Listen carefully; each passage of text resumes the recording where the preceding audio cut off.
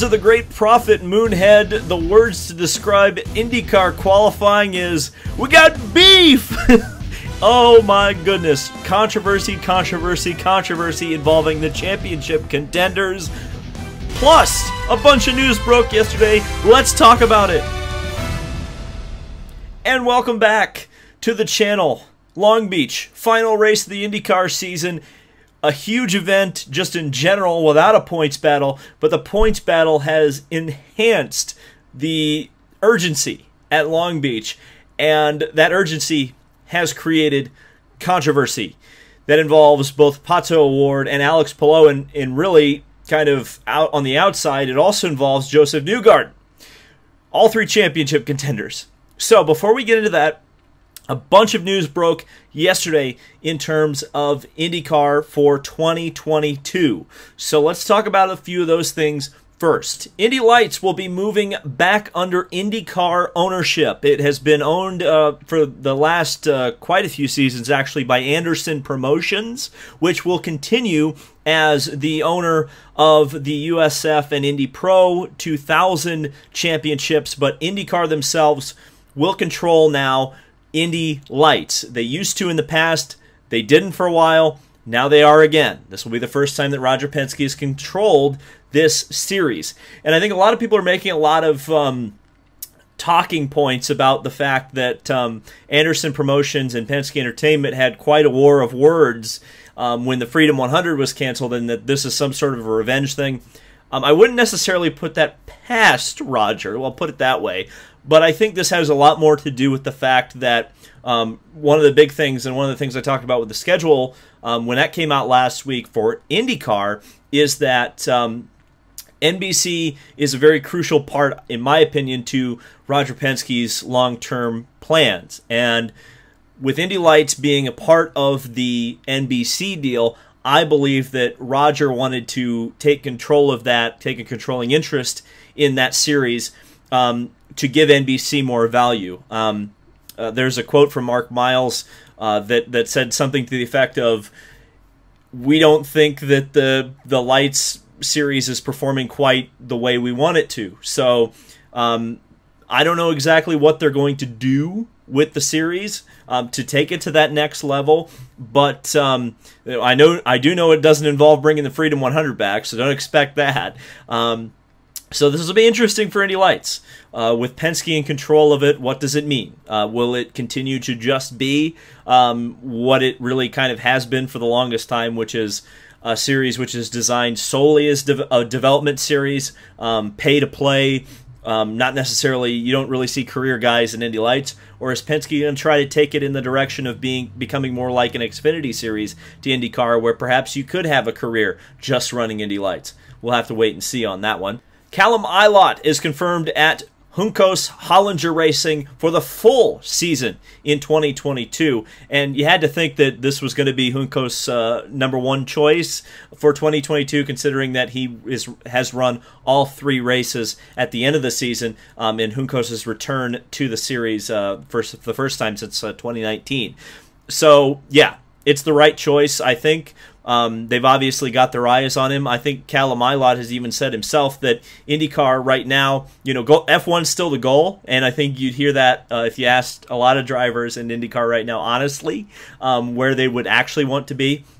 But at the same time, you have to consider that F1 does not have very many competitive seats. Callum Ilott can grow and build Juncos into an IndyCar dynasty if he just drives really well, gives good feedback, all those good things. So I think he looks at that and made the right choice. I think Juncos also made the right choice. It'll be interesting to see what happens when they come to the Indianapolis 500. I wonder how involved Kyle Kaiser will be in that team going forward. That's something I'll be sure to ask throughout the off season, because I do wonder about Indy 500, because the qualifying, you're going to have to qualify for the Indy 500. We know Juncos knows how to do that, but I think a lot of that was Kyle Kaiser digging deep last year. If for some reason Ilott doesn't adapt to the ovals, I wonder. That's a question mark. But I think on the whole, throughout the season, I think Ilot's going to get it. I think Juncos is going to be very strong. I've even heard some rumors that they have a technical partnership with Penske coming on next year. We'll have to see how that pans out, but I've heard that through the grapevine, so that could help them out quite a bit. They may already have that. Obviously, they kind of have that already because of course, the deal with the Pato Autosport, that car going to the Penske shop, then coming back to their shop. But it'll be interesting to see how that team develops throughout 2022. Big news that we all pretty much expected coming, but it came nonetheless. Romain Grosjean has been confirmed to Andretti Autosport in the number 28 car. He'll be back with DHL sponsorship for 11 out of 17 races, I believe. And Olivier Boisson, who is his engineer at Andretti Autosport, will be moving along, at Dale Coyne Racing, will be moving along with him to Andretti Autosport. So Romain Grosjean's going to have the consistency, he's going to have a big team, and he's going to have, as we know now, Andretti Autosport equipment. I think this is a great move for Romain Grosjean. I think it's a great move for Andretti. Now you've got at least 3 guys in there that I think are absolutely going to be going hard. We're going to have to see how Devlin DiFrancesco, when he is eventually announced as the 4th driver for that team, how he does. And Kevin Lee actually mentioned on NBC this weekend that there could be some... Kyle Kaiser could still remain at Andretti Autosport next year. And my question is, or my theory on that is that possibly you could see Vasser Sullivan moving their funding to, say, the 98 car at Andretti Autosport, bringing Kirkwood into the team, or being able to have Kyle Kirkwood be the 5th Andretti Autosport car full-time, have it be Andretti with Vasser Sullivan, and then that would also open up 2 seats at Coyne. So there's some interesting silly season stuff that we'll be talking about in future videos. But Romain Grosjean, absolute championship contender. I think you'd be silly not to say that right now with his performance at Dale Coyne. Yes, I think there's some argument that could be said that the 28 car might be a step back from the 51 car at Dale Coyne with Rick Ware Racing. But I don't think it will be, with Olivier Boisson bringing over his expertise and knowledge of what Romain Grosjean needs. I think really you're just increasing the resources that are going to be available to that driver and engineer, and I think they're going to do great things. So there were some absolutely shocking moments in qualifying, and unfortunately I can show you almost none of them, but I'll try to describe them, and if you watch qualifying, you understand what I'm talking about. So Colton Herta is the first major story. It's because Herta is on his kind of hot streak right now. He came into Laguna Seca, he absolutely cleaned house. Dominant victory. Comes to Long Beach. Fastest in both practice sessions. Fastest in the first session of qualifying. But then to try to get into the Fast 12, or sorry, not fastest in the first round of qualifying, he tried to get in the Fast 12, he brushed the wall, ultimately broke the toe link on his car, and knocked out before he even got a shot. Will roll off like 14th or something. Surprising. They took what appeared to be an extra lap of blacks, though black tires. I'm a little bit confused on that because the post-qualifying interview with Herta seemed to indicate that they were just they had sent him out late or something. They ran the same amount of laps that most everybody else had run on blacks, though the NBC crew seemed to be convinced that he should have pitted a lap earlier. For the Reds, ultimately Herta didn't even get a full lap on the Reds in qualifying, and ultimately it knocked him out of qualifying. So Colton Herta is probably the fastest driver in car combination at Long Beach, but he's going to be starting from mid-pack. Though that has been done before, that a driver has won from mid-pack at Long Beach. It's going to take patience, and it's going to take a lot of luck, too. And that's going to be something that we're going to be talking about when we talk about the guys in the midfield. So, the big story that everybody's going to be talking about. In the Fast 12 session, Will Power brushed the wall, broke the car. Now, you can speculate about the motivations as to why he stopped. We're not going to get into that right now. We'll wait and see how it all plays out. But ultimately, Will Power stopped at the backdoor entrance to pit lane, brought out a local yellow. Alex Palou and Pato Award was actually in the Fast 6 at the time, slowed down on their final laps of qualifying because of that yellow flag. Other drivers did not.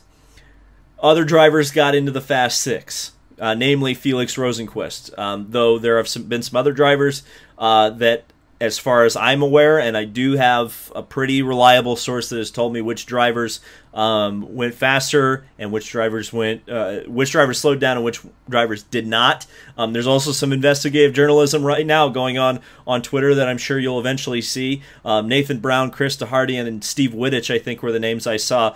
Have all been putting together sector time. So if you want like numbers, go there. I can just tell you from a reliable source that would know this information. Hinchcliffe, Rosenqvist, Dixon, and Ed Jones all improved on their fastest laps. And as far as the research that Wittich and DeHardy have put together right now is that at least Hinchcliffe, Rosenqvist, and Jones all ran faster in the final sector where the yellow flag was. Only Jones was penalized for this infraction. But if you penalized all four drivers, which would be Dixon, Rosenqvist, and Hinchcliffe, all those drivers out, puts not only a Ward into the Fast Six, but also puts Alex Palou into the Fast Six. Yes, it would. So that's not good. And Pato Ward, well, he's big mad about this, because this is what he's had to say on Twitter. We had enough for the Fast Six today. Yellow flag equals slow down. Maybe next time what we should do is not slow down and actually complete the lap that was going to transfer us like just the others did, who, by the way, did not get penalties. Stuck with 8th for tomorrow and even tagged IndyCar in it. Straight savage. Yeah, no doubt about it. In my opinion, Ward was screwed. In fact, Palou was screwed as well, in my opinion, because now you've got Pato Ward and Alex Palou. Yeah, sure, it's not mid-pack like where Hurt is going to be starting, but those two drivers are in the danger zone, as Paul Tracy would say it, and you could see those two drivers getting taken out in the first corner. And compound that with the fact that, oh, by the way, Will Power's teammate Joseph Newgarden not only transferred to the Fast Six, but got pole position, gaining valuable championship points right out of the gate. So, if Alex Palou finishes 24th or worse, which is where you start having the 5 and 6 point swings. You get 5 points to start the race, regardless of where you finish, ultimately. But once you get up to about 24th position, it starts paying more points. But Joseph Newgarden, suddenly a driver who I said in the preview video for this race, he's essentially a race back. Well, if Palou gets taken out in the first corner and Joseph Newgarden leads all of the laps, wins the race, he very well could be the champion tomorrow. The same for Pato Ward.